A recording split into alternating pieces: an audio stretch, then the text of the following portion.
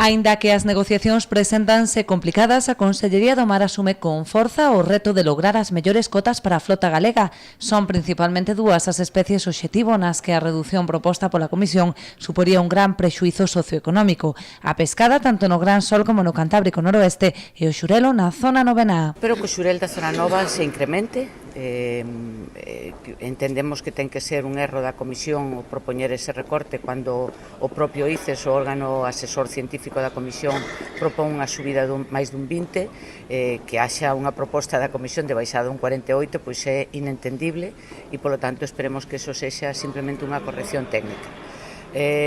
Nos esperamos que poida haber unha maior flexibilidade para intercambiar o xurelo da zona 9A co da 8C, que sí que nestes momentos se atopa nunha situación máis complicada, e temos a posibilidade pois, de manter o TAC da merluza sur nunhas condicións iguales ás que tuvemos este ano, e mantendo ese TAC teríamos pois, unha recuperación da biomasa dun 47%.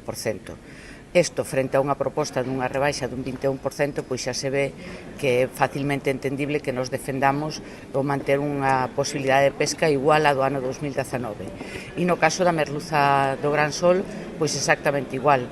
É un stock que ano tras ano veu incrementando as súas posibilidades de pesca, donde agora disminuiu a flota que está traballando nesa zona. O stock se atopa nunha boa situación e, polo tanto, non entendemos esa proposta de rebaixa que se nos fai. Rosa Quintana agarda que os científicos que asesoran a Comisión teñan en conta os informes presentados pola Consellería sobre o impacto da pesca na economía galega. Así é que nos quedan 2 días longos de traballo, pero eu espero que a Comisión sexa sensible a todos os informes que se aportaron dende Galicia, a todas as demostracións da realidade do noso sector, e eu espero que eso contribúa a que consigamos parar ese golpe que é a primeira proposta que fixo a Comisión supoñería para Galicia unha perda de máis de 90 millóns de euros e veríamos afectados a 3.700 tripulantes. Está previsto que as negociacións se prolonguen ata metade de semana.